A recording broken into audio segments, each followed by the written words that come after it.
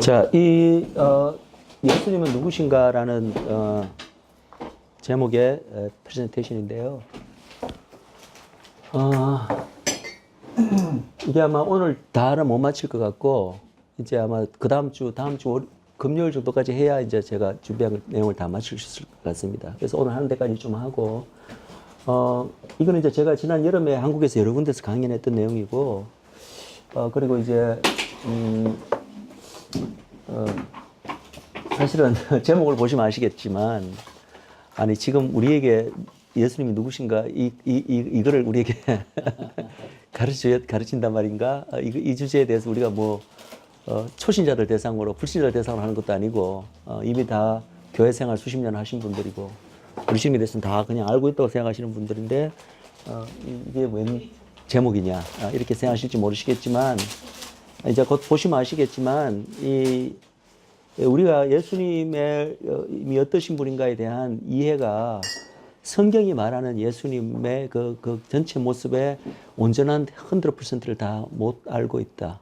성경은 분명히 말하고 있는데 우리가 그 부분에 굉장히 중요한 어떤 부분을 놓치고 있다. 그래서 그 부분을 제가 이제 한번 다루기를 원합니다. 사실은 이 강연을 읽고 난 다음에 그 강연에 참석하시는 분 중에 목사님들도 계셨고 여러 선교사님들 정말 하나님의 사역자들이 많았는데도 불구하고 이 강연을 듣고 예수님 정말 이런 분이셨구나. 우리가 참 모르고 있었다. 놓치고 있었다.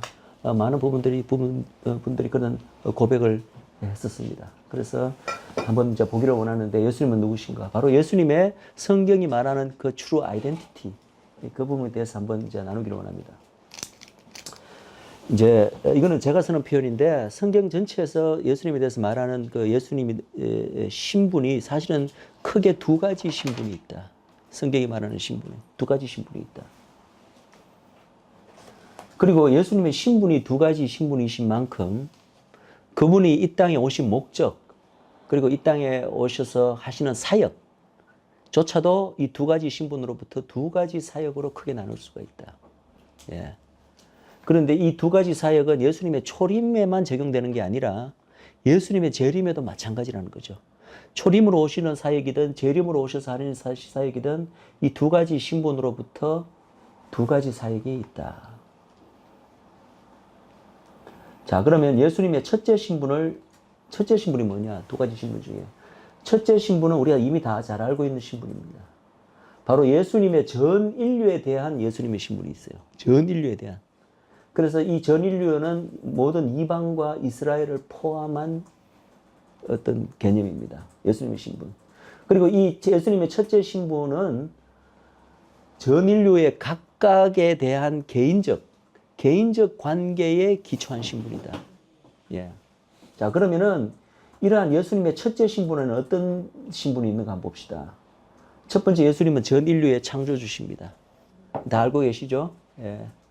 창조자 하나님 나라에서도 제가 강의를 했지만은 창조 자체가 바로 예수님이 왕이 되어서 직접 통치하시는 하나님의 나라를 만들기 위해서 하나님의 나라로 본래 시작이 바로 창조였고, 그리고 이 창조 과정에 사실은 골로새서 보면 그분을 위하여, 그분을 인하여, 그분을 통해서 이 만물이 탄생하게 되었다고 말합니다. 그때 그분은 바로 독생자 하나님이십니다. 물론 성삼위, 삼위일체 하나님께서 다 참석하셨지만 창세기에 보시면 여러분들 하나님의 신이 수면 위에 운행하시더라. 그 하나님의 신이 누구십니까? 성령 하나님 아니십니까? 성령 하나님이 벌써 참석을 하시고, 예. 그리고 군데군데 벌써 그 신약의 많은 부분에 요한복음에도 그렇고, 바로 그분은 예수님으로 말미암아 태초에 말씀이 있었는데 그분으로 말미암아 모든 것이 존재하게 되었고, 예. 그래서 예수님의 첫째 신분은 전 인류의 창조주시다. 다 아는 거죠? 또 우리 예수님은 전 인류의 구세주십니다. 아멘이십니까? 네. 여기 더 이상 부연 설명할 필요가 없죠. 예. 또 우리 주님께서 전 인류의 심판주이심을 믿으십니까? 아멘. 아멘. 전 인류의 심판주시다. 이때 전 인류의 심판주라 하시면 불신자들에 대한 심판주만을 의미하는 것이 아닙니다.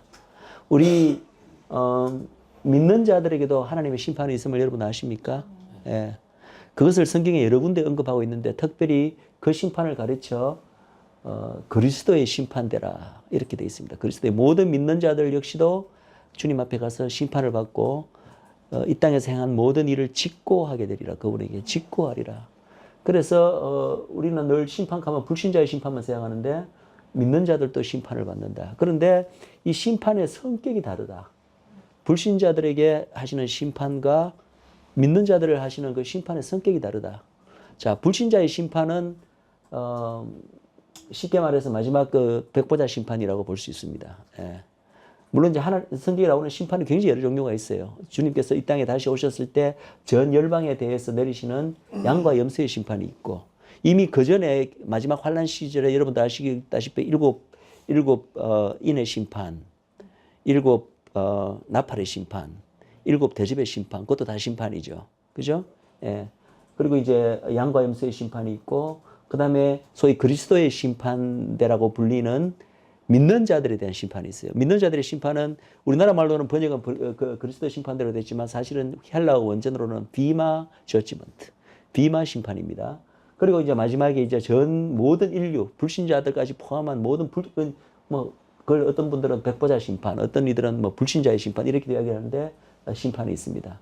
그래서 불신자에 대한 심판은 이제 성격이 어떻게 다르냐면 불신자의 심판은 심판의 기준이 뭡니까? 믿지 않는 것. 성경적 표현에 의하면, 정확한 표현에 의하면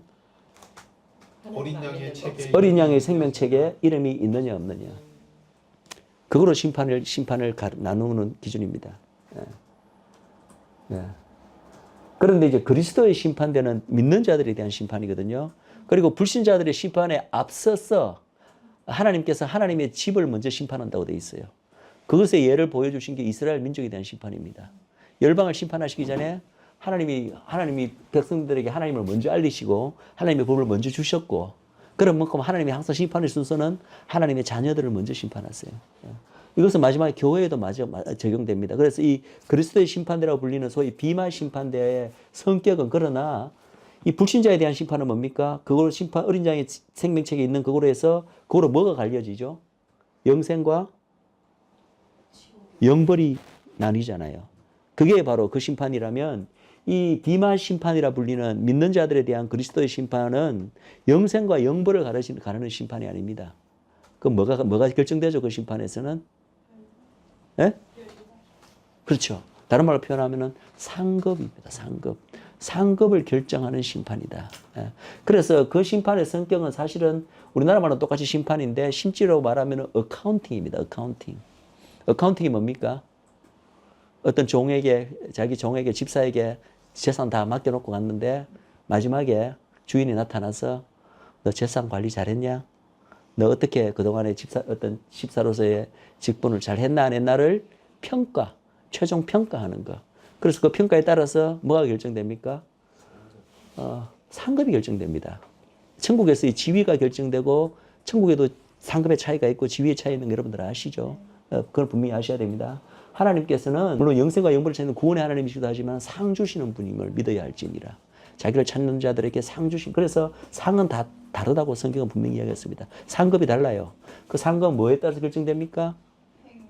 이 땅에서 어떻게 살았는가. 이 땅에서의 삶에 따라서 천국에서의 상급이 결정됩니다. 그 상을 결정짓는 심판이 비마 그리스도의 심판됩니다. 그래서 모든 하나님의 자녀들이 자기들이 하나님 예수님을 믿고 난 다음에 이 땅에서 주님을 위하여, 하나님의 나라를 위하여 어떤 삶을 살았는가를 전부 다 주님 앞에 직고하게 돼 있고, 그 직고한 것에 따라서 그 사람의 상급이 결정된다.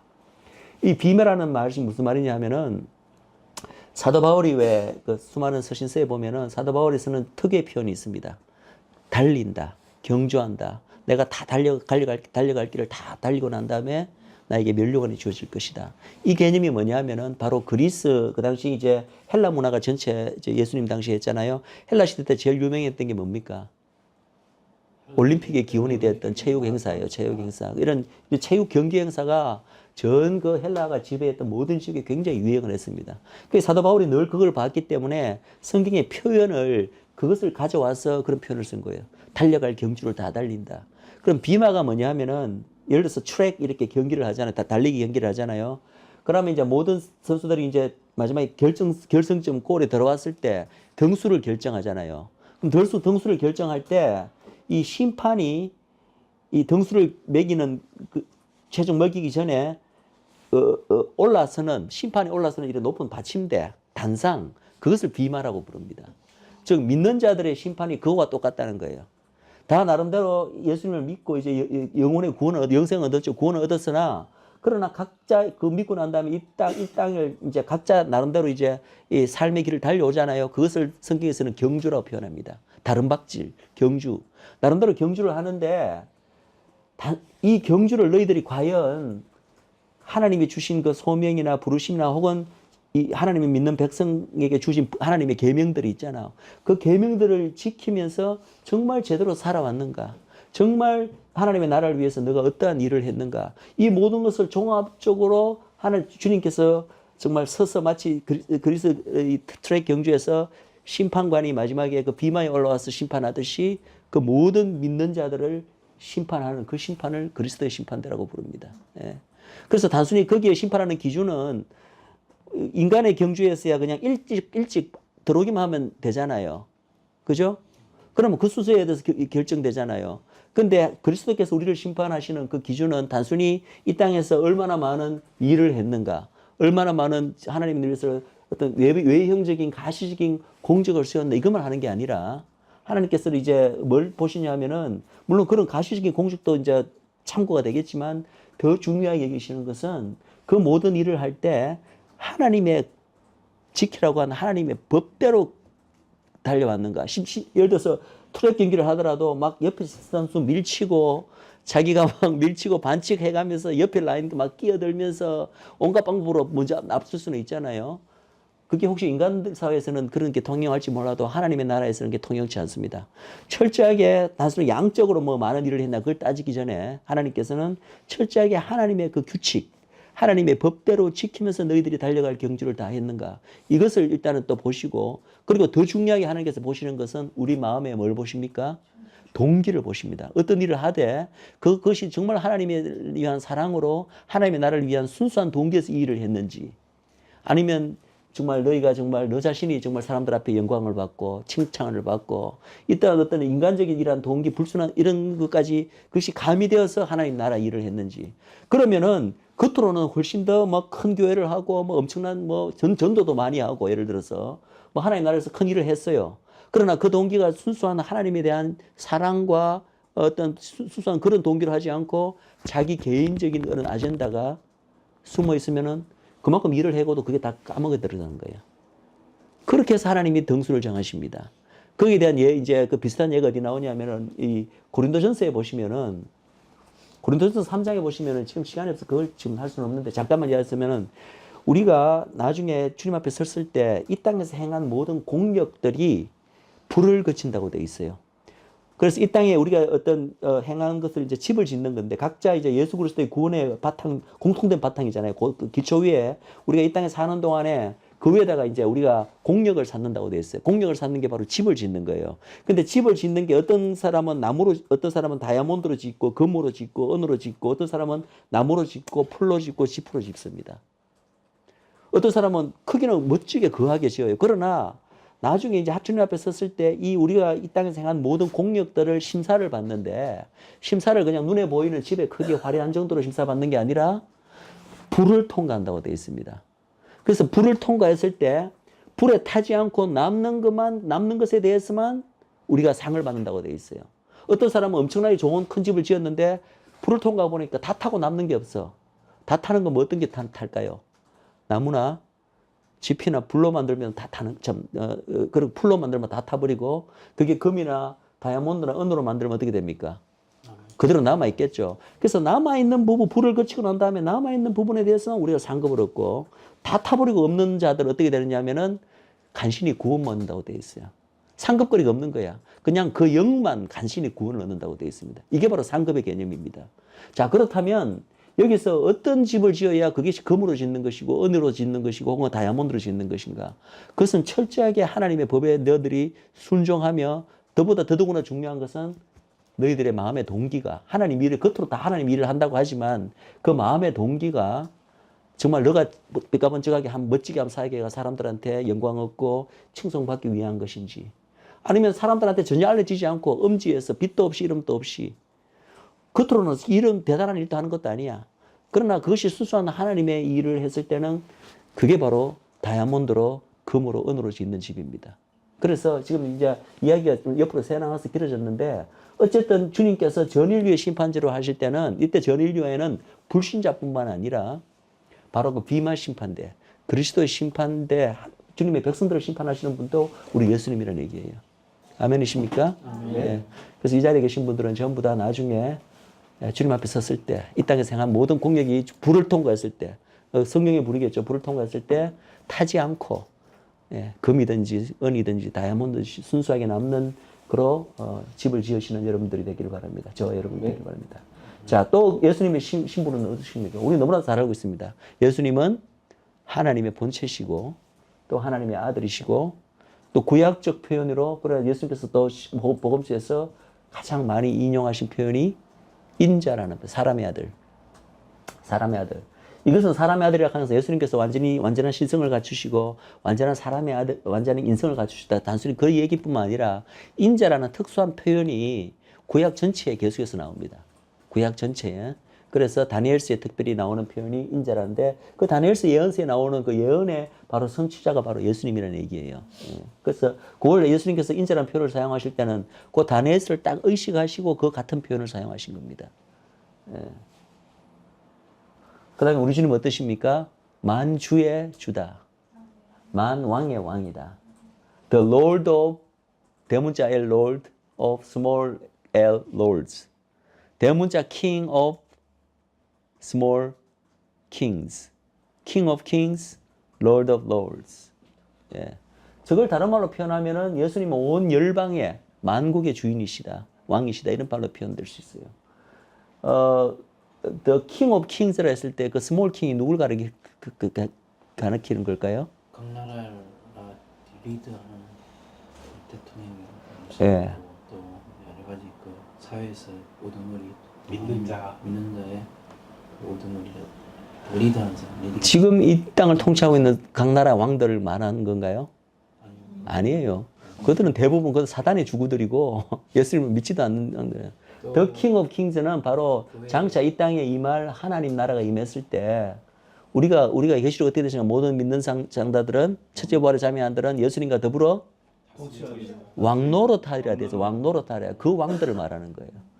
우리가 전 세계 하나님 나라가 임했을 때 이 자리에 있는 분들 전부 다 한 지역을 맡아서 다스리시는 스몰 킹들이 될 것입니다.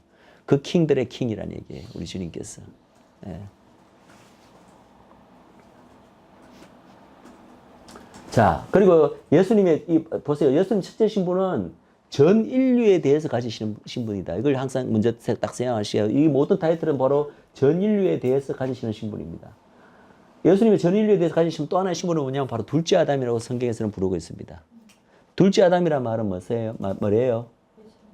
아니, 예수님인데 그것의 의미는 인류의 대표자. 인류의 대표자. 그렇죠. 대표자인데 죄가 없는.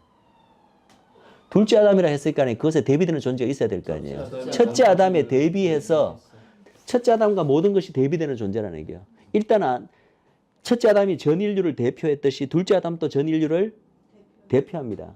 근데 첫째 아담과의 차이는 뭐냐면 첫째 아담은 실패한 아담이에요. 그래서 전 인류를 대표했지만 첫째 아담이 범한 그 죄 안에서 전 인류의 대표자이기 때문에 첫째 아담이 죄를 범해서 온 인류가 같이 죄를 범한 자가 돼요. 왜냐하면 대표자, 그게 대표자의 그게 하나의 원리입니다. 대표자는 대표에서 뭐를 하면은 그 대표자가 저지른 모든 것이 잘한 것이든 못하든 그 파급이 그가 대표하는 나머지 전체 그룹에 미치는 게 이게입니다. 무슨 말인지 알겠죠? 그래서 첫째 아담은 아담이란 말 자체가 뭡니까? 뜻이 뭡니까? 아담이란 말 뜻이. 아담의 말 뜻이 뭐죠? 사람이라는 뜻이에요. 사람. 그러니까 아담이라는 그 이름 자체가 온 인류를 이미 대표한다. 온 인류는 벌써 아담이 죄를 범했을 때 그 허리 안에서 같이 죄를 범한 거예요. 그래서 대표자가 죄를 범했기 때문에 같이 그냥 이렇게 된 것입니다. 그래서 그 결과가 어떻게 되죠? 전 인류가 다 죄인이 되었을 뿐만 아니라 결국은 인류에 대한 하나님의 죄가 참 심판이 저주가 이 땅에 들어왔잖아요. 그죠? 그것이 첫째 아담이에요.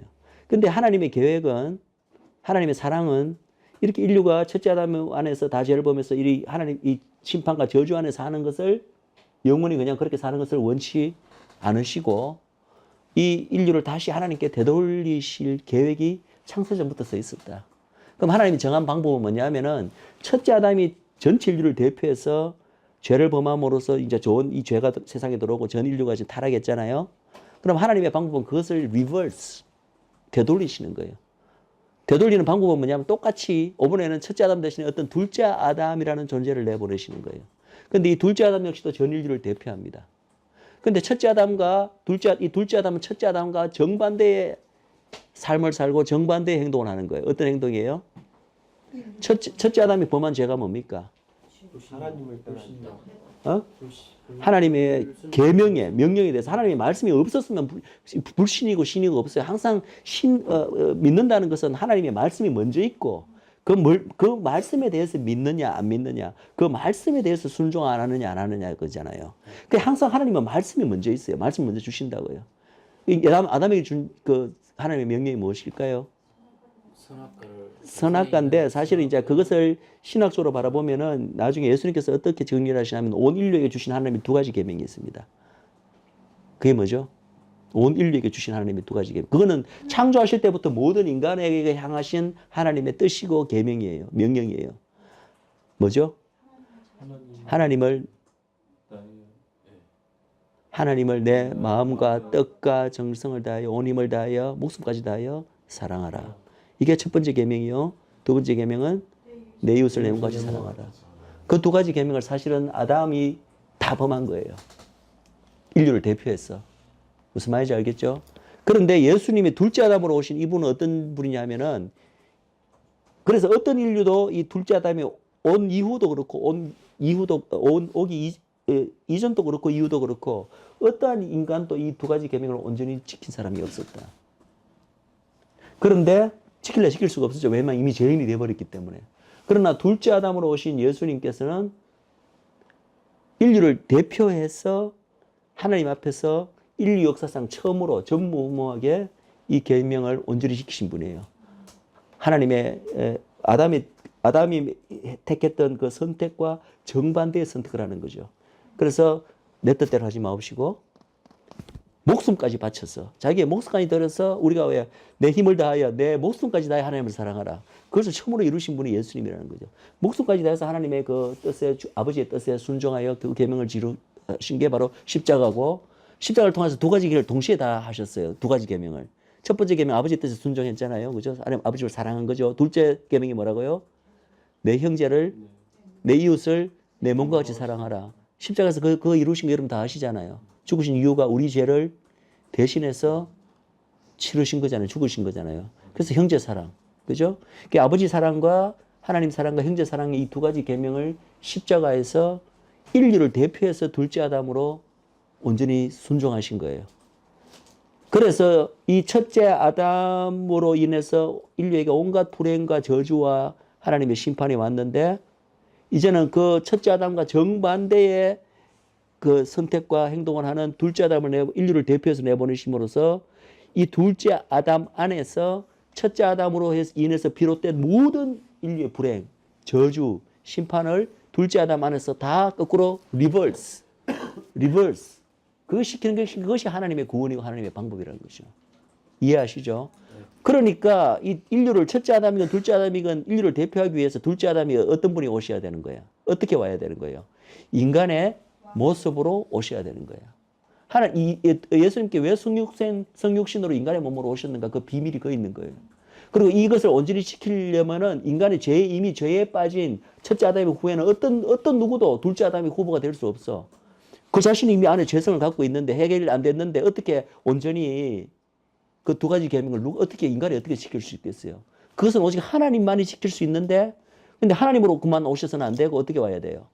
인간을 대표해야 되기 때문에 첫째 아담에 대비되는 둘째 아담으로 오셔야 되잖아. 인간 전체를 대표하기 위해서. 그래서 이분은 하나님이시지만 인간의 몸으로 오실 수밖에 없었는 거예요. 그것이 성육신의 비밀입니다.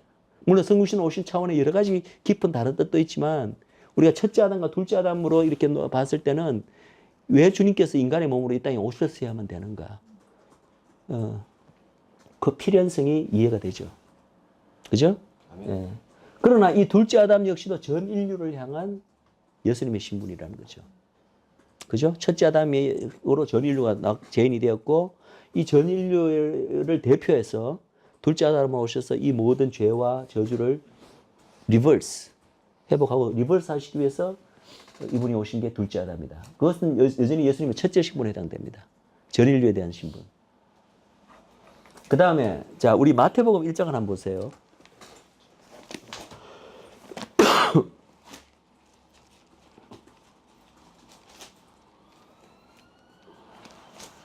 마태복음 1장 1절을 우리 같이 읽도록 하겠습니다. 시작. 아브라함과 다윗의 자손 예수 그리스도의 세계라. 그리고 마태복음 1장에 무슨 내용이 있죠? 바로 예수님의 족보가 쫙 나옵니다. 우리가 성경을 읽을 때 제일 지겨워하는 장 중에 하나입니다. 이 도대체 뭐야 이거? 예수님 족보 왜 나왔어? 이게 엄청나게 너무너무 중요하고 엄청난 이 부분이에요. 이 부분이. 우리는 읽기에 좀 지겹지만 굉장히 깊은 것이 많은데 하여튼 그걸 다 나눌 수는 없고 하나 말씀드리면 유대인들이요. 신약 성경 안 읽잖아요. 근데 그 사람들이 신약 성경을 이제 어떻게든지 읽게 되면은 제일 충격을 받는 게 마태복음 신약 첫 부분이잖아. 마태복음 1장을 읽고 벌써 이어서 충격을 받는다고 그래요. 왜 충격받는지 아십니까? 그들은 예수 그리스도를 이름도 뭐 우리의 기억에서 영원히 끊어질 자 이런 식으로 변형해서 부르는데 그들은 예수님이 유대인인 사실조차도 몰라요. 그냥 자기들을 타락시키기 위해서 사단이 만들어낸 어떤 이방 우상을 믿는 종교의 어떤 괴수 정도로 인식하고 있는 거예요. 그러니까 예수님이 무슨 이방인인 줄 알아. 근데 마태복음 1장을 보니까 어떻게 돼 있어요? 족보가 쭉 되면서 예수님이 누구 피를 이었어요? 아브라함으로 다윗 자손이 예수가 유대인이었단 말이냐? 그래서 벌써 이 사람들이 충격을 받는 거예요. 그만큼 무지한 거예요, 유대인들이 예수에 대해서. 왜냐하면 이 신약 성경 아예 검수로 딱 지정해 놓고 못 읽게 했으니까. 예. 우리나라는 예수 믿지 않는 일반 꼬마들도 다 알고 있는 예수님이 어떤 분인가에 대해서 이 사람들은 이해를 못 하고 있다. 근데 자 보세요. 이 족보의 1절에 보면 우리가 금방 읽었듯이 다시 한번 읽을까요? 아브라함과 다윗의 자손 예수 그리스도의 세계라. 여기서 예수 그리스도가 이 족보의 많은 인물 중에서 특별히 1절에는 누구의 자손이라 되어 있습니까? 아브라함의 자손이자 또 동시에 다윗의 자손이다. 이렇게 말하고 그 두 사람만 특별히 따갖고 지금 이야기를 한 거예요. 이것의 의미를 아십니까? 이것의 의미가 굉장히 깊은 의미가 있습니다. 이것을 저도 옛날에 그렇게 생각했지만 이것을 읽을 때 저는 그렇지. 아브라함의 그 혈통을 이었잖아요. 예수님께서 그 피를 이었잖아. 또 다윗 왕의 유다 지파니까 다윗 왕의 혈통을 이어서 예수님이 태어났잖아요. 그래서 단순히 아브라함과 다윗의 혈통을 이은 그 자손 예수다. 이런 식으로 이해를 했어요. 누구나 이게 족보니까. 근데 단순한 그런 뜻이 아닙니다. 아브라함의 자손, 다윗의 자손이라는 표현은요. 단순히 아브라함과 다윗의 육적 혈통을 이었다는 그런 의미가 아니라 이 1장 1절의 이 선언은 바로 구약에서 가장 중요한 두 가지 언약을 가리킵니다. 하나가 아브라함의 언약, 또 하나는 다윗의 언약이에요. 둘 다 메시아 언약이기도 하지만 성격이 좀 다릅니다. 즉 뭐냐면은 이제 결론을 말씀드리면은 아브라함의 자손이라는 이 표현, 그 다윗의 자손도 마찬가지지만 이 표현은 단순히 아브라함의 혈통을 이은 자손 중에 한 명이라는 어떤 일반 명사가 아니라 아브라함의 자손이라는 하나의 특별한 고유명사적인 표현이에요. 일반 명사와 고유명사의 차이를 아시죠? 고유명사는 하나의 그것이 어떤 타이틀이 딱 돼버린 거예요. 누구든지 그 고유명사를 딱 말하면은 그냥 그것이 어떤 뭘 의미하는지 그 이미지가 머리에 딱 들어올 정도로 이미 고유명사화된 타이틀이라는 얘기예요. 아브라함의 자손도 그렇고 다윗의 자손도 그래요. 그러면 그 의미가 뭐냐? 아브라함의 자손이라는 고유명사의 타이틀이 뭐냐면은 당연히 아브라함의 언약과 연결이 됩니다. 아브라함의 언약을 이제 그렇게 아셔야 되죠. 아브라함의 자손이라는 표현은 아브라함의 언약은 미래에 성취될 어떤 또 그런 미래의 약속이잖아요. 그 언약을 궁극적으로 성취시킬 뿐이라는 얘기를 해요. 아브라함의 피를 그냥 이었다, 혈통적으로 이었다 이런 뜻이 아니라 아브라함의 언을 궁극적으로 성취시킬 뿐이라는 뜻입니다. 아브라함의 자손이라는 뜻은. 다윗의 자손은 어떻게 했어요, 그러면? 마찬가지예요. 다윗의 자손 역시 다윗의 언약을 궁극적으로 성취시킬 뿐이다. 네. 자, 그렇다면 이제 이거는 제가 이제 지금 여기서 아브라함의 자손이라는 궁극적 성취라는 그것이 뭐냐는 자세한 걸 이어서 다루지 않겠습니다. 왜냐하면 하나님 나라와 언약에서 제가 아브라함의 언약에서 이 부분을 또 깊이 더 자세히 다루었다. 지금 간단하게 말씀드리면은 그럼 아브라함의 언약을 궁극적으로 성취시킬 분이란 무슨 말이냐면 아브라함의 언약이 뭐 어떻게 됐어요? 아브라함의 언약도 내용이 사실은 들어가면은 7가지가 있습니다. 7가지는 나중에 제가 따로 이제 하나님 나라와 언약에서 제가 따로 공부하겠습니다. 그런데 그것을 뭉뚱그려갖고 간단하게 이야기하면 뭐냐면 아브라함의 언약은 내가 너의 후손을 통하여서 아브라함의 후손을 통해서 온 인류 모든 족속이 복을 받게 하겠다. 그 복은 여호와를 아는 복이고 궁극적으로 구원의 복이고 하나님으로부터 예비된 모든 좋은 축복을 말합니다. 그런데 그것은 누굴 통하여? 아브라함의 자손, 후손을 통하여. 그런데 이때 우리 아브라함의 자손은 일단 육적 자손 이스라엘 민족이 있는 걸 아시죠? 그거까지 했잖아요. 그죠? 이스라엘은 아브라함 육적 후손이란 거. 그러니까 이 아브라함의 언약이 아브라함의 자손을 했을 때는 우리는 지금까지는 육적 후손 그 어떤 그 복수 집단으로서 한 이스라엘 민족을 이야기했는데 사실은요 아브라함의 자손이란 그 원래 그 창세기에 그 표현이 처음 나올 때 아브라함이 언약을 맺을 때 그 자손이라는 그 히브리 단어가요 제라라는 히브리 단어인데 그 히브리 단어는 단수도 되고 복수도 돼요.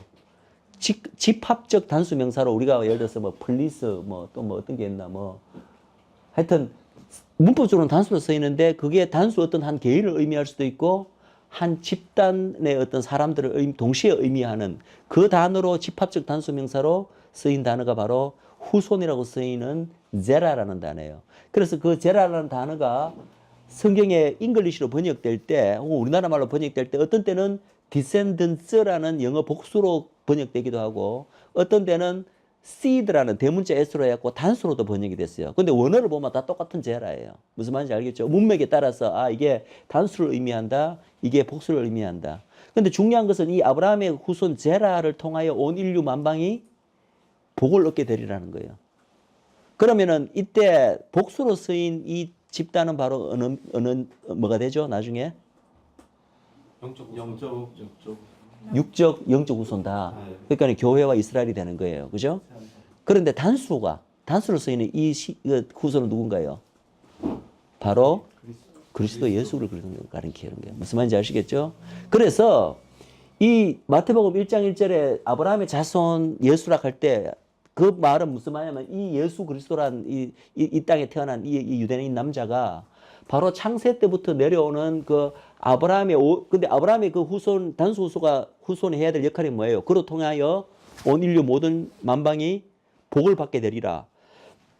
그 언약을 궁극적으로 이루어 주실, 그 언약을 궁극적으로 성취할 단수로서 예언된, 단수로서 약속된 바로 그 존재라는 얘기예요. 무슨 말인지 알겠죠? 이 땅에 태어난 예수라는 남자가 유대인인 예수라는 남자가 바로 구약 전체를 통해서 내려오는 창세기부터 내려오는 그 아브라함의 언약을 궁극적으로 실현시켜 주실, 궁극적으로 성취할 단수로서의 그 아브라함의 후손이라는 얘기예요. 바로 그 성취자, 예언의 궁극적인 성취자라는 의미가 바로 아브라함의 자손입니다.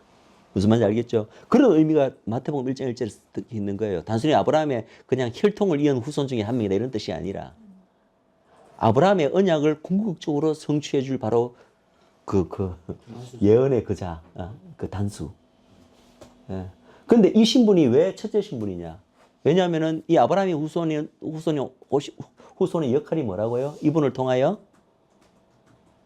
모든 민족, 온 열방이 복을 받는 거니까 온 열방을 위한 사역의 어떠한 것을 이루실 분이니까 이게 첫째 신분에 해당되는 거예요. 전 인류에 대한 신분에 해당되는 거예요. 아브라함의 자손이라는 신분이. 이해가 되시죠? 네. 근데 놀랍게도요. 아브라함의 자손일 뿐만 아니라 또 누구라고 했어요, 여기에 1장 1절에. 다윗의 자손. 그러면 다윗의 자손의 의미 역시도 다윗의 그냥 피를 이은 자다 이런 뜻이 아니라 바로 이스라엘 민족에게 주어진 다윗의 언약을 궁극적으로 성취시킬 분이란 거예요. 그래서 이 다윗의 자손이라는 표현도 일반 명사가 아니라 고유 명사예요. 이게 예수님 당시에 다윗의 자손이라는 이 명칭이 이미 고유명사화가 된 걸 여러분들이 아십니다. 복음서를 읽어보면은 그 뭐 문둥병자나 병자들이 예수님을 어떻게 부릅니까? 다윗의 자손. 자손이 다윗의 자손이요. 우리를 고쳐주소서. 우리를 불쌍히 여기소서. 이때 그들이 그렇게 외친 다윗의 자손이라는 것은 다윗 왕의 후손 중에 한 분이 이런 뜻으로 외친 게 아니에요. 바로 이미 그 민족에게 수백 년 동안 다윗 왕 때 이미 언약이 주어졌잖아요. 내가 너의 자손 중에 한 사람을 일으켜 그 사람으로 하여금 이스라엘의 왕으로 삼아서 다윗의 보좌에 앉아서 이스라엘 12지파를 영원히 다스리게 하겠다. 이스라엘 민족에게 약속된 민족적 메시아의 언약이에요. 이 다윗의 언약이라는 것은. 무슨 말인지 알겠어요? 그래서 그 이스라엘 민족에게 그 나라에게 약속된 그 민족적 메시아의 다른 명칭이 구약에서 계속해서 고유명사화된 다른 명칭이 뭐냐면 다윗의 자손이라는 명칭이라는 얘기예요. 그래서 이미 예수님 당시에 그 모든 일반 그 유대인들조차도 다윗의 자손은 곧 바로 그 민족이 기다려왔던 메시아와 동의어로 쓰이는 단어인 것을 이미 그들이 다 알고 있었어요. 그래서 문둥병자가 예수님을 바라보고 다윗의 자손이여라고 외치는 말은 저분이 바로 우리가 수천 년간 기다려왔던 바로 그 약속된 그 존재, 우리 민족의 메시아시여, 이걸 다른 표현으로 부르는 게 다윗의 자손이에요. 네? 그래서 여기서 예수님은 이 마태복음 1장 1절의 족보 전체에 1장 1절부터 가장 중요한 이 두 가지 신분, 지금 사실은 제가 미리 땡겨서 이야기하는데 예수님이 두 가지 신분이 있다고 했잖아요. 첫 번째 신분은 전 인류에 대해서 가지신 신분이고, 두 번째 신분은 이스라엘이라는 하나님이 택한 한 나라, 한 민족에 대해서 가지시는 신분이에요. 그 두 가지 신분이 마태복음 1장 1절 족보의 첫 절부터 이 두 가지 신분이 다 나타나는 거예요. 아브라함의 자손, 첫째 신분. 전 인류에 대해서 가지시는 신분. 전 인류를 향한 아브라함의 언약을 궁극적으로 성취시키실 분. 다윗의 자손이요. 바로 이스라엘 민족에게 약속된 그 민족적 메시아. 바로 그 다윗의 언약을 궁극적으로 성취시키실 분. 그래서 이 마태복음 1장 1절 그 짧은 절에 예수님의 전 인류를 향한 신분과 이스라엘 민족을 향한 이 두 가지 신분이 그 짧은 표현 안에 하나는 아브라함의 자손, 하나는 다윗의 자손이라는 표현으로 동시에 집약되어 있는 것이 마태복음 1장 1절이다. 이해가 되시죠? 네. 예.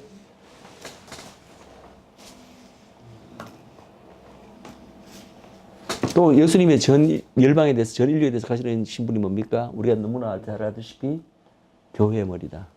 그죠? 그래서 모든 전 열방으로부터 예수 믿는 자들의 모임이 바로 우주적 교회인데 그 교회의 머리시다. 이거는 뭐 더 부가할 설명이 필요 없습니다. 그런데 재밌게도요, 이 두 가지 신분에서 예수님의 이는 첫째 신분에 대해서 이스라엘은 아직까지 눈이 멀었어요. 이스라엘은 이 부분을 깨닫지 못하고 있어요. 이스라엘은 아직까지 이스라엘이 예수님에 대해서 눈이 가려져 있다고 했을 때 특별히 이런 부분들이 이스라엘 사람들은 걸림돌이 됩니다. 예수를 받아들이는데. 특별히 왜냐하면은 보세요. 예수가 단순히 그냥 이스라엘의 민족적 메시아라고 주장하는 것만 해도 자기들한테 좀 걸림돌이 되는 부분이 있어요. 그런데 사실은 그들에게 유대인들이 예수님을 못 받아들이는 신학적인 가장 큰 이유 중에 하나가 뭐냐면은 바로 그분이 밑줄 그어진 부분, 하나님이시고 하나님의 아들이라는 부분을 그들이 못 받아들여요. 그게 가장 큰 걸림돌입니다. 예수님을 그들의 메시아로 인정 못하는. 예. 왜냐하면 자기들이 가지고 오는 그 어떤 메시아의 개념에는 신성이 없어요. 하나님이고 하나님의 아들이라는 이 신성이 없다고. 우리는 다 알고 너무나 이거는 우리는 저게 너무나 쉽게 받아들여지잖아. 그죠? 우리 이방인들은 저게 걸림돌이 아니에요. 그냥 쉽게 그냥 액셉트가 돼요. 근데 유대인들은 저게 제일 걸림돌이야. 근데 그렇다면 왜 눈이 멀었다고 말하냐면은 성경에 그러면은 구약에 유대인들이 읽는 성경에 저런 부분이 없냐는 거죠. 예수님의 신성에 대한 언급이 없냐? 그게 아니라는 얘기예요. 분명히 이거 하나하나 따져보면은 예수님이 신성도 있을 뿐만 아니라 또 하나의 걸림돌인 그들이 그들의 메시아가 바로 고난받는 고난의 종으로 올 걸 다 이미 구약에서 이야기를 하고 있어요. 그럼에도 불구하고 아직까지 그들의 눈에 덮고 있는 비늘이 벗겨지지 않았기 때문에 성경에는 분명히 나와 있음에도 불구하고 그것을 못 보고 있는 거죠. 어쨌든 이 예수님의 첫째 신분에 대한 인식이 유대인들에게는 없다. 물론 예수 믿는 유대인들, 메시아닉 주요를 이야기하는 거 아닙니다. 그들은 다 이런 거 다 알고 있는 사람들이에요. 다 그냥 다 알고 억셉트하는 사람들입니다. 자, 어쨌든 예수님의 신분은, 첫째 신분은 너무나 우리가 친숙한 것들로 다 아는 겁니다. 자, 예수님의 둘째 신분을 보겠습니다. 둘째 신분은 예수님과 한 민족, 특별히 그의 언약 백성인 이스라엘 민족과의 특수한 관계, 예수님과 그들 민족과의 특수한 관계에서 기반한 신분이다. 첫 번째 신분은 어디에 기반했다고요? 전 인류에 대해서 그들 각각의 인류 한 사람 한 사람 개인적인 관계에 기반했다면, 이 예수님의 두 번째 신분은 예수님과 특별히 하나님께서 특별히 택해내신, 구약 택해내신 한 민족, 즉 이스라엘이죠. 언약 백성 이스라엘과의 특수한 관계에 기반한 신분이다. 그럼 그 신분을 한마디로 총괄하면은 우리 어떻게 말할 수 있냐면은 바로 이스라엘의 장차 오시기로 약속된 민족적 메시아다. 혹은 이스라엘의 그 민족, 그 오기를 한 이스라엘의 왕으로서의 신분이라는 얘기죠. 자. 이 예수님의 둘째 신분이요. 사실은 이 신약서를 보시면 제자들이 이제 사도들과 제자들이 예수님을 만나고 쭉 이야기가 나오잖아요. 그들 그 당시뿐만 아니라 초대 교회에 예수 믿는 유대인들이 많았잖아요. 유대인들이 예수님에 대해서 가졌던 제일 첫 번째 기본 이해가 바로 이 신분입니다. 이 신분이 뭐라고요? 그들이 수천 년 동안 기다려왔던 이스라엘 왕으로서의 왕, 그 민족의 왕, 그 민족을 구원해 줄 그 민족적 메시아로서의 아이덴티티를 예수님이 이분이 어떤 신분인가 했을 때 그분을 따르던 제자들이나 사도들이 첫 번째로 가졌던 인식이 이 인식이에요. 이게 기본적인 인식이에요. 우리는 많이 다르죠. 우리 이방 사람들은 예수님을 믿었을 때 이 신분으로 예수님을 이해하는 사람들은 거의 없습니다.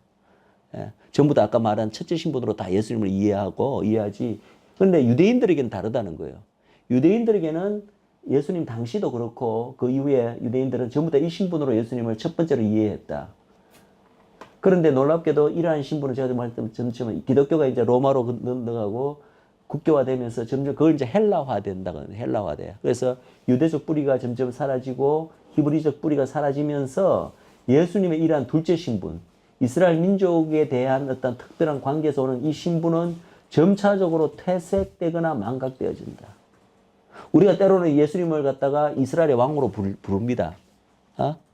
이스라엘의 왕으로 부르는 때 지금 또 뭐 노래 찬양에도 이스라엘의 왕 이렇게 뭐 많지는 않지만 아주 드물게 등장합니다. 그럴 때 우리가 그 호칭을 말할 때 혹은 찬양할 때 우리는 어떤 뜻으로 찬양하는지 아십니까?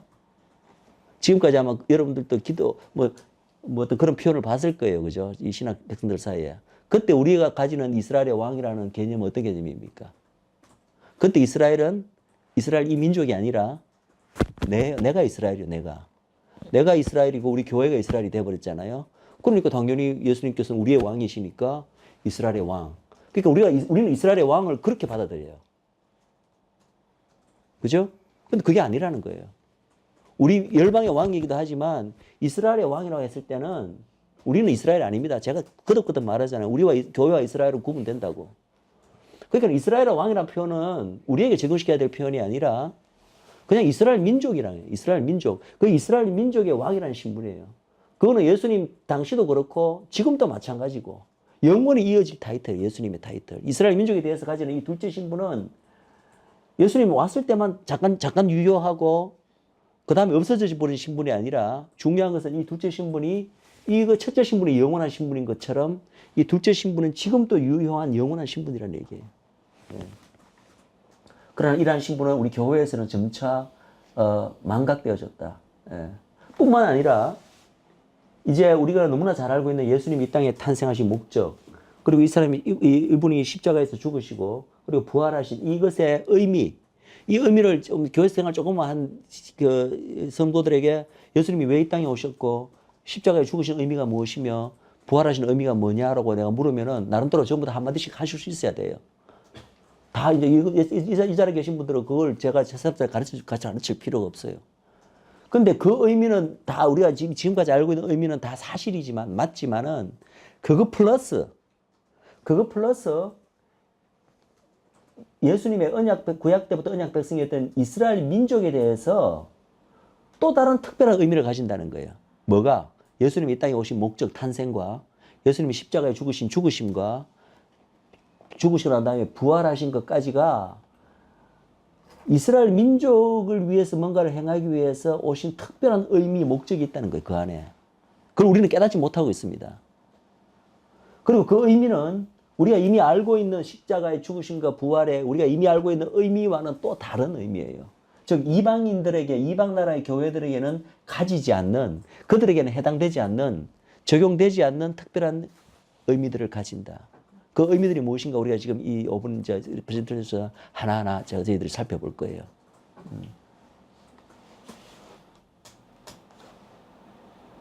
자, 그러면은 이 예수님을 성경에서는 예수님의 둘째 신분으로 예수님을 굉장히 많이 불러요. 성경에. 이게 그냥 제가 그냥 뭐 생각해 보니까 예수님 이런 신분이 있으실 것 같다 해서 제가 하는 말이 아니라 실제로 성경에 예수님을 어떻게 부르냐 그걸 한번 살펴보기를 원합니다. 첫째 신분보다 둘째 신분보다 오히려 더 압도적으로 많이 부르고 있어요. 자, 예수님을 가리켜 이스라엘의 구속자라 부릅니다. 이스라엘의 구속자. 온 인류의 구속자 이 시기도 당연히 맞죠. 그죠? 온 인류의 메시아시니까. 그러나 특별히 성경은 또 예수님을 가르쳐 이스라엘의 구속자. 이 편이 왜 옛날에 우리한테 바드가 안 되었나요? 왜냐하면 이스라엘이 우리니까. 그러니까 저 표현은 결국 우리를 가리키는 표현으로만 생각했죠.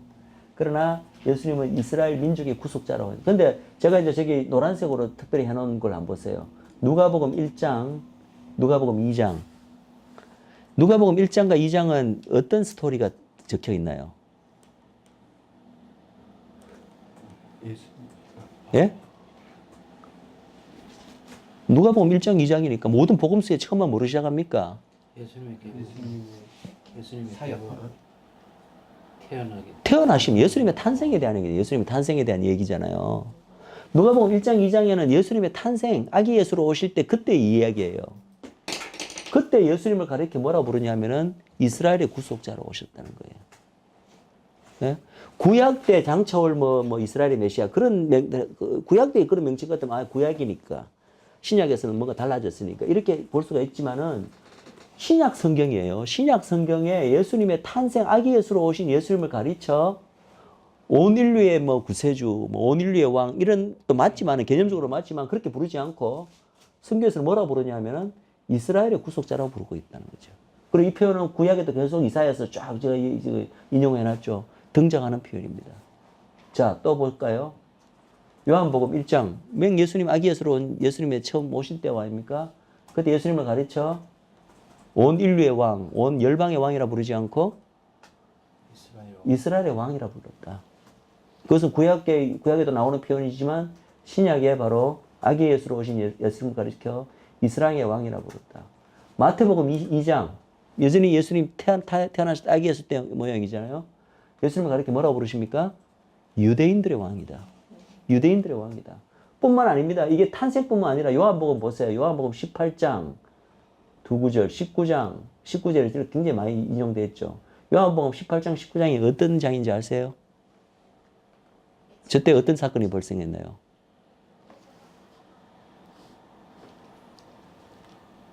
요한복음 끝날 때 예수님 십자가에 달리실 때예요. 십자가 달리실 때. 이때 초림으로 오신 모든 사역을 완수하시고 십자가에 달리실 때 계속해서 성경은 예수님을 가리켜 누구라고 부르고 있냐면은 유대인들의 왕이라고 불렀어요. 당연히 십자가 사역이 전 인류를 위한 사역 맞죠. 그것도 맞죠. 전 인류의 구세주, 뭐 온 열방의 왕 다 이렇게 불러도 될 건데 성경에서는 집중적으로 그때 유대인들의 왕이라고 예수님을 부르고 있다는 거죠. 이 부분 유대인들의 왕이라면 이 부분은 조금 이따 더 자세하게 우리가 보겠습니다. 다음에 마태복음 2장 미가서부터 나오지만은 예수님을 가리켜 뭐라고 부르고 있다고요? 이스라엘의 목자라고 부르고 있다. 이스라엘의 목자. 예. 또 그러니까 이런 호칭들이 지금 우리에게 다 새로운 의미를 가지는 게 우리가 이스라엘은 이스라엘이라는 의식을 이제 인식을 가지면서 이것이 새롭게 다가오는 거예요. 옛날에는 다 이런 호칭을 봤으면서도 이게 우리한테 전혀 새로운 인식을 못 준 이유가 다시 말하면 뭐였다? 이스라엘을 우리라고 생각했기 때문에 우리한테 아무런 색다른 감흥을 못 준 거예요. 이런 표현들이. 그러나 이제는 우리가 이스라엘인 걸 알고 이걸 보면은 이 의미들이 새롭게 다가오는 거 우리에게. 이스라엘의 목자다. 또 누가복음 2장 25절에 예수님을 가리켜 이스라엘의 위로다. 이게 이제 보면은 그때 그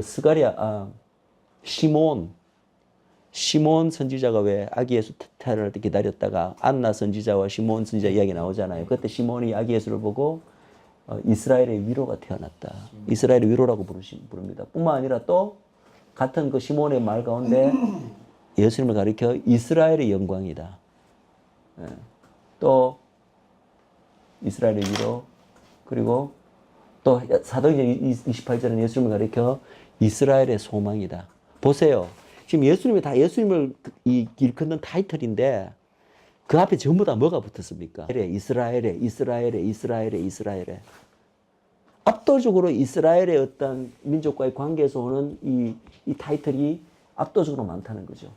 또 이제 신약에 등장하지 않지만 사실은 출애굽기부터 쭉 이스라엘 민족을 이수하시는 분이 바로 이 예수님이라고 우리는 믿고 있는데 그분은 성경을 전체를 통해서 이스라엘의 반석이시고 또 누가복음 1장이 신약이죠. 야곱의 집의 왕이 태어나셨다. 야곱의 집의 왕이라고 예수님을 부르시고 다음에 누가복음 1장 아기 예수 때 태어났을 때 이분이 어떤 분이냐면은 다윗의 보좌에 앉으실 분이다. 다윗의 보좌는 바로 이스라엘의 왕으로서 이스라엘 민족의 왕으로서 그 보좌에 앉아서 영영이 온 전 세계도 다스리지만 결국은 이스라엘 12지파를 다스릴 그분, 예언에 있는 그분, 다윗의 언약에 나오는 그분, 그 다윗의 보좌에 앉으실 분이라고 표현하고 있고 또 제일 중요한 거는 예수님의 이름입니다. 마태복음 1장에 보면은 예수라는 이름, 예슈아라는 히브리 이름이 그죠? 그 의미가 나와 있습니다. 의미가 어떻게 돼 있다고요? 예? 그 의미가 뭡니까? 예슈아라는 예수님의 이름의 뜻이 뭡니까? 그거 있잖아요. 저기 답이 저 있잖아요. 자기 백성을 죄에서 구원하리.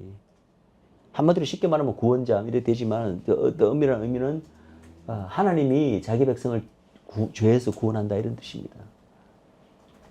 그럼 여기서 이제 보세요. 자기 백성이 누굽니까? 물론 이제 우리 교회도 이제는 자기 백성이 되었습니다. 그죠? 어떻게? 접붙임을 통해서 우리가 이제 다 배웠잖아요. 그래서 저 의미 안에 장차 이제 이 복음이 이방으로 이제 전해져서 이방에서도 하나님의 백성들이 이제 모여지고 결국은 접붙임을 통하여 이스라엘 접붙임을 통해서 하나님의 백성 안에 들어갈 개념이 안에 이미 들어가 있어요. 들어가 있지만 1차적으로 이 백성에 이어서 말한 자기 백성은 누구를 뺄 수가 없다? 이스라엘을 뺄 수가 없다. 구약 때부터 그냥 자기 백성, 내 백성 가면 그냥 이스라엘 백성이에요. 그러니까 예수님의 이름 자체가 보세요. 한 사람의 이름은 그 사람 전체의 그 아이덴티티를 결정합니다.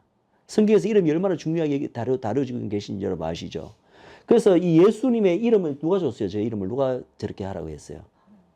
예? 가브리엘 천사를 통해서 하나님이 뜨신 거예요. 그러니까 저 이름은 뭐냐 하면은 예수님이 이 땅에 오신 목적, 주 사역을 한마디로 표현하는 거예요. 그 이름 안에. 예수님이 이 땅에 오신 그 가장 중요한 목적 사역이 뭐라고요? 자기 백성을 죄에서 구원하는 것이 이 땅에 오신 목적이고 사역이라는 거예요.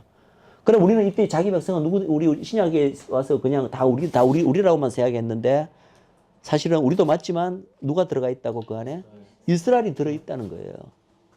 그 주님께서 이 땅에 오신 가장 큰 목적 중에 하나가 바로 구약부터 하나님의 백성이었던 이 자기 백성이 죄 가운데 빠져 있는데 그 백성을 죄에서 구원할 것이 이 땅에 오신 가장 큰 목적이자 사역 중에 하나라는 얘기예요.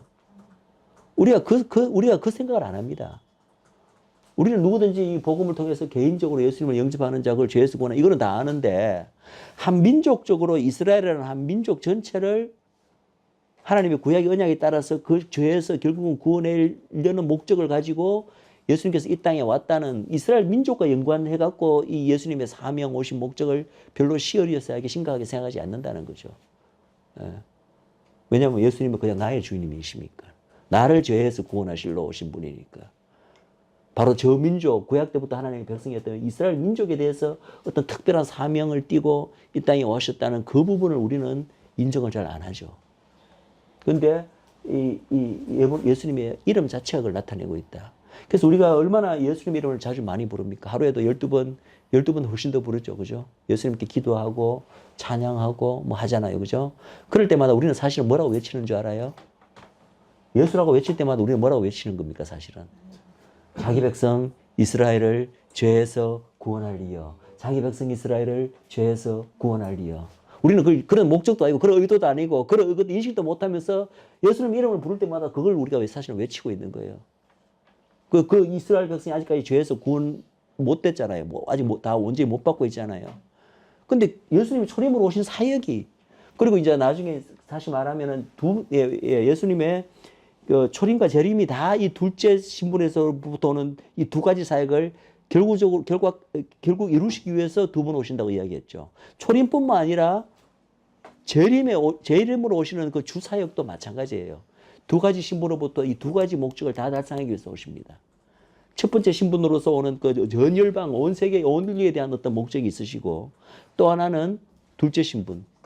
이스라엘이라는 한 나라, 그 한 특정한 민족을 위해서 어떤 일을 이루기 위해서 오는 목적이 있으신데 그 재림으로 오셔서 그 민족을 위해서 하실 그 일이 뭔지 아세요?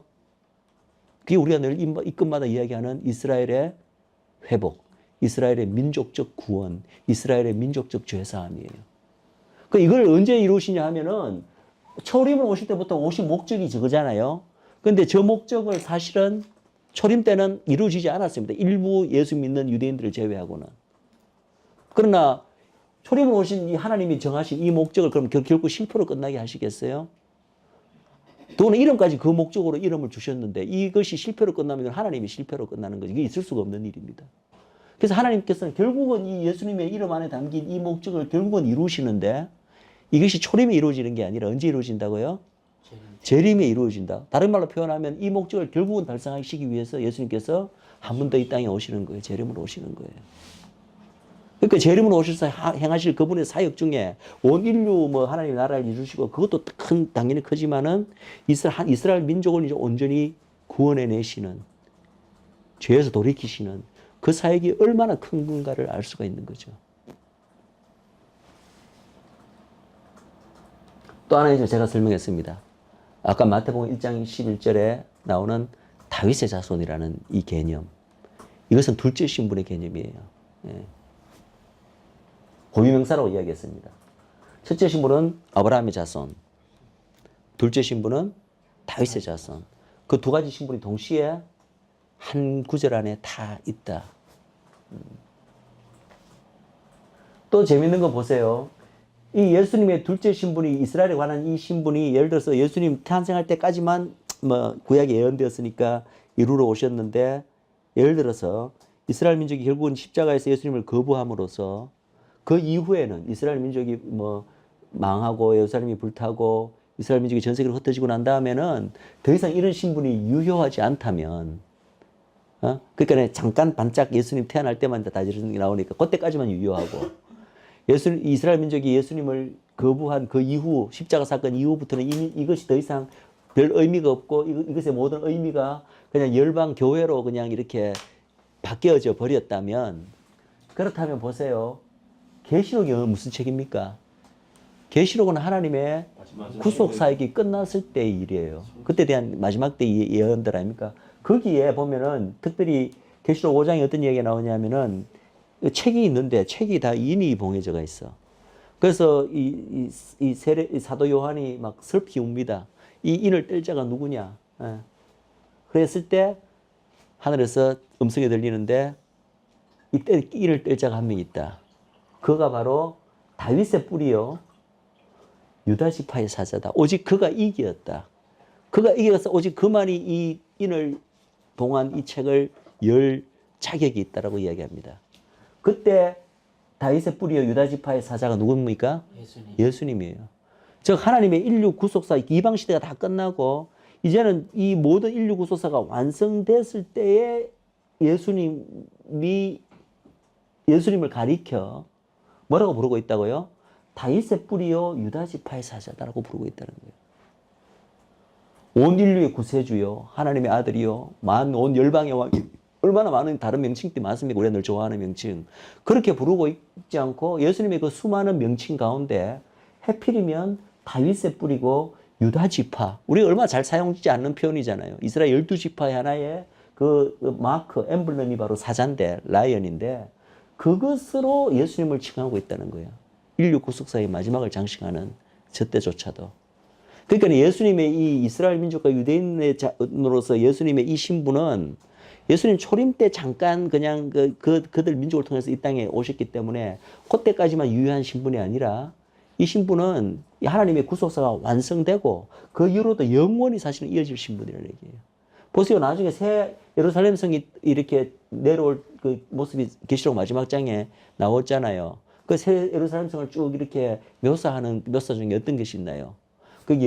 한 방면에 문 3개씩 돌아가면서 12문이 있는데 그 12문의 위에 뭐가 적혀 있어요, 그게? 뭐가 적혀 있어요? 이름이 다 있는데 그 이름이 뭐예요? 다윗의 이스라엘 12지파의 이름이에요. 12문. 12이라는 숫자는 항상 이스라엘 12지파입니다. 마지막에 인류의 구속사역이 완성되고 이제는 영원히 이어질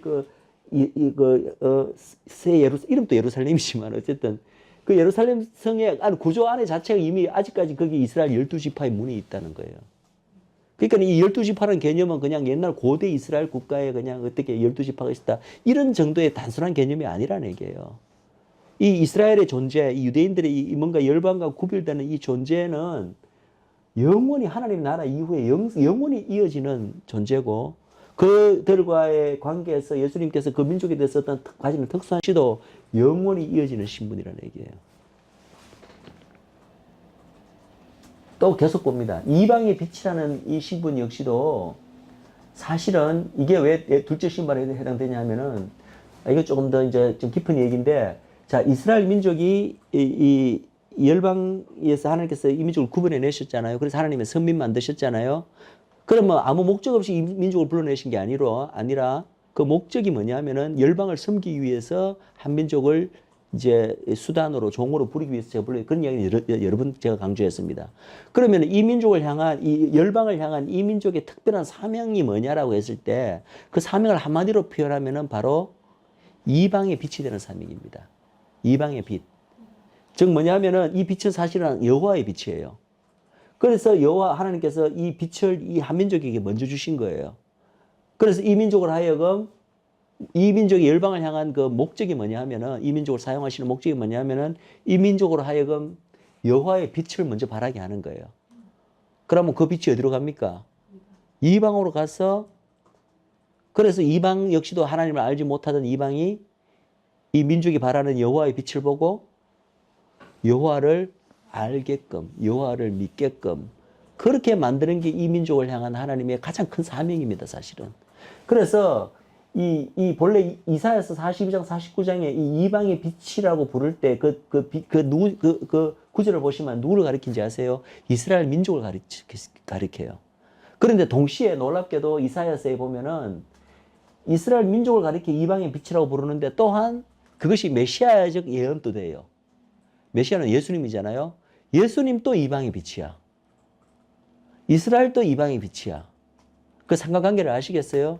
예수님은 이스라엘의 약속된 왕이야. 왕은 그 민족을 대표합니다.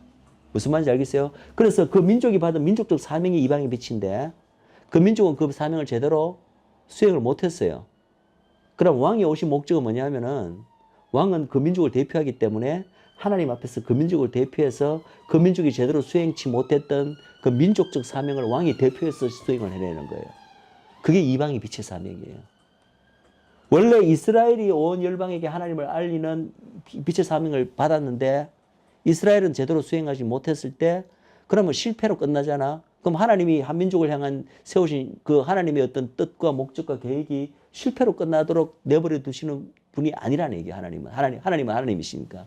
그럼 하나님이 그거를 결국은 이루시는데 결국 이루시는 그 방법이 뭐냐 하면은 마지막에 이스라엘 민족이 물론 회복될 때 이스라엘 민족이 그 사명을 제대로 이루긴 이룰 겁니다. 그런데 그 전에 어떤 일을 하시냐면은 그 민족의 왕을 먼저 대표로 내보내신 거예요, 이 땅에.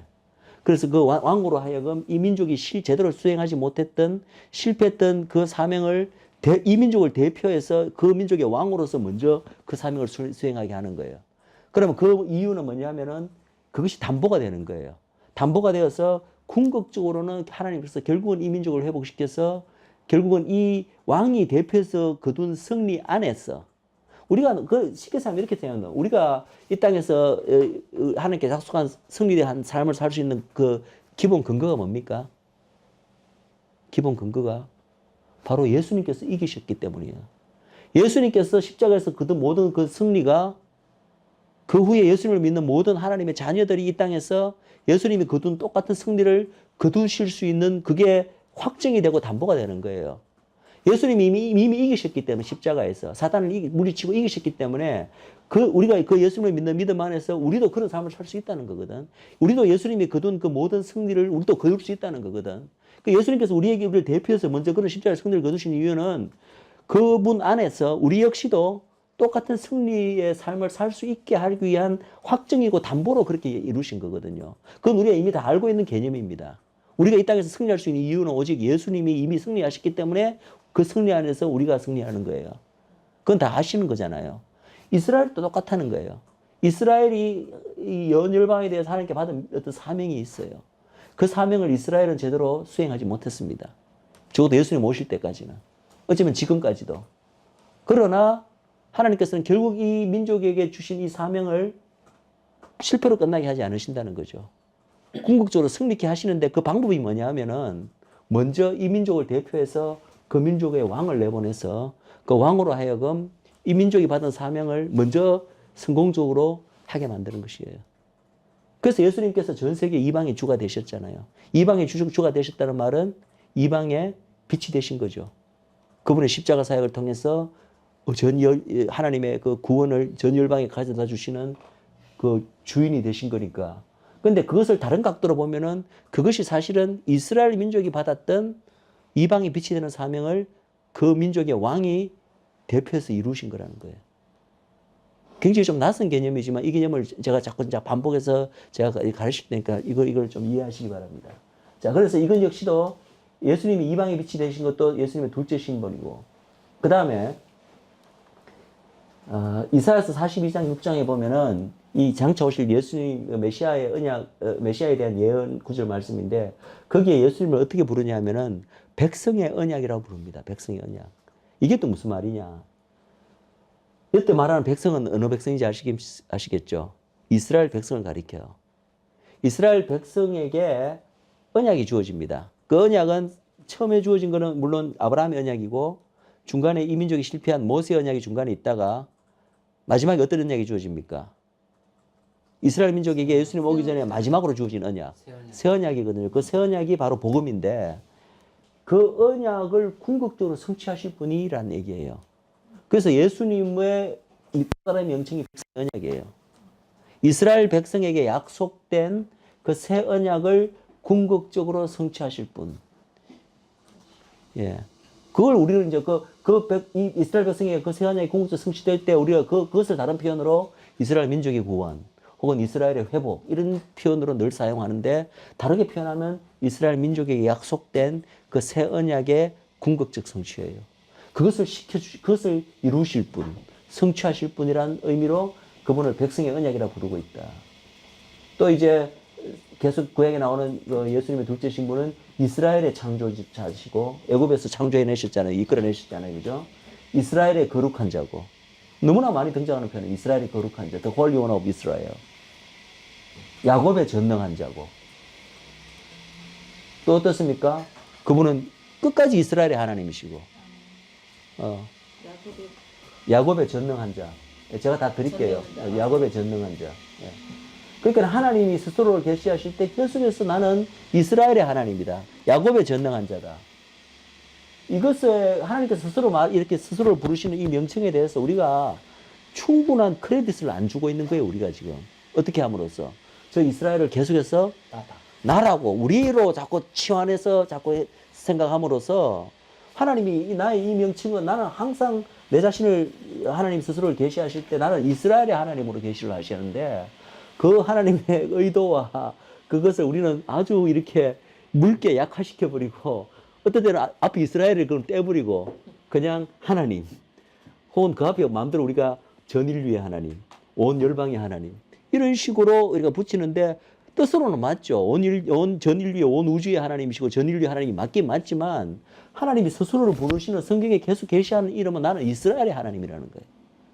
이스라엘 하나님이 사실 온 열방의 하나님도 결국은 되시는 거죠. 그죠?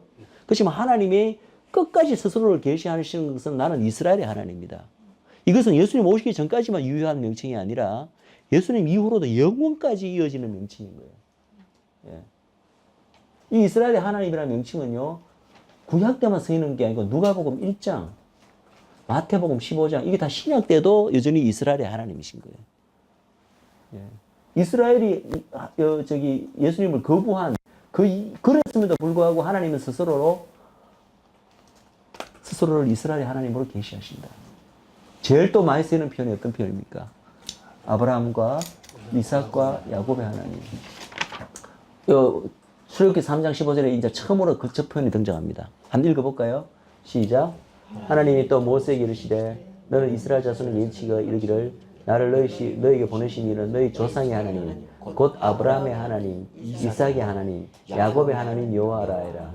이는 나의 영원한 이름이요 대대로 기억할 나의 표현이라.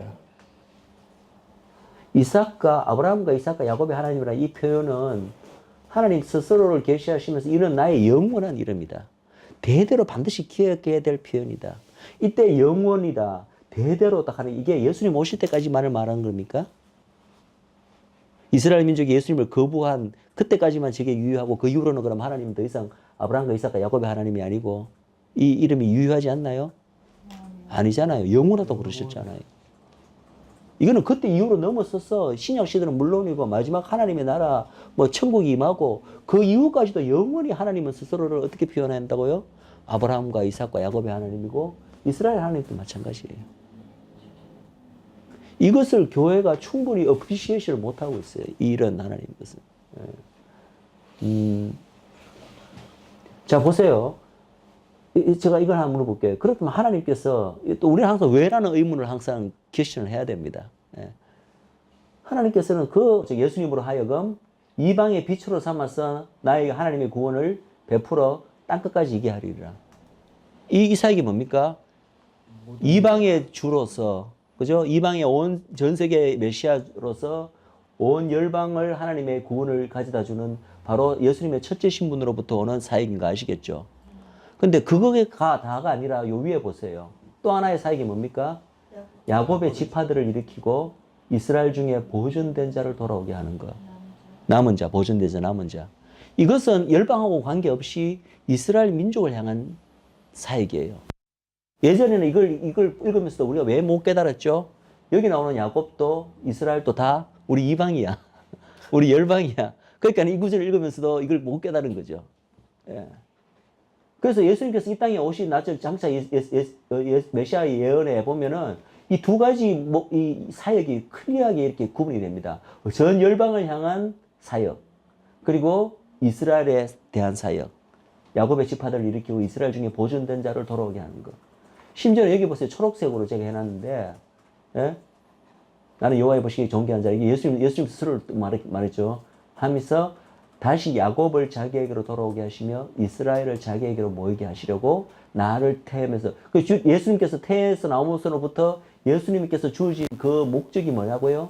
얘는 오히려 이 목적 하나만 딱 나와 있어요. 야곱을 자기에게로 돌아오게 하시고 이스라엘을 자기에게로 모이게 하시려고. 예. 예수님께서 스스로요, 동생의 때 복음서를 읽어보면은 스스로 내가 이 땅에 오신 목적을 뭐라고 말씀하냐면 나는 이스라엘의 잃어버린 양을 찾으러 왔다. 그게 그 이스라엘을, 이 민족 이스라엘로 제대로 인식하기 시작하면 그 예수님이 하신 말씀이 굉장히 큰 의미를 가지고 있어요. 우리는 그걸 보면서도 그 말씀이 이스라엘 가리켜 말하는 말이라고 생각 안 하고 이스라엘이 잃어버린 양은 모든 잃어버린 영혼, 전 세계의 모든 잃어버린 영혼, 그렇게만 생각했기 때문인데 그게 그렇지 않다는 거죠. 당연히 열방 구원도 이루시지만 그것도 주 목적 중에 하나지만 어떻게 이런 구약의 말씀을 보면 어쩌면 열방 전체에 대한 목적보다 이스라엘 민족에 대한 어떤 목적이 더 큰 비중으로 이야기를 하고 있다는 거예요. 예수님 이 땅에 오신 목적이. 자, 또 하나 보겠습니다. 이사야서 42장 6절. 같이 읽겠습니다. 시작. 나 여호와가 의로 너를 불렀은즉 내가 내 손을 잡아 너를 보호하며 너를 세워 백성의 언약과 이방의 빛이 되게 되게. 여기도 보면 두 가지 목적이 두 가지 사역이 나오나요? 이방의 빛, 이방의 구원이 되시게 예수님을 하여금 이방 구원이 되시게 하는 것. 첫째 신분으로서 나오는 사역. 그리고 이스라엘 백성에게 약속된 새 언약을 성취시키는 이것은 이스라엘 백성에게 대한 부분입니다. 이 두 가지 사역을 동시에 한 구절에서 이야기하고 있다.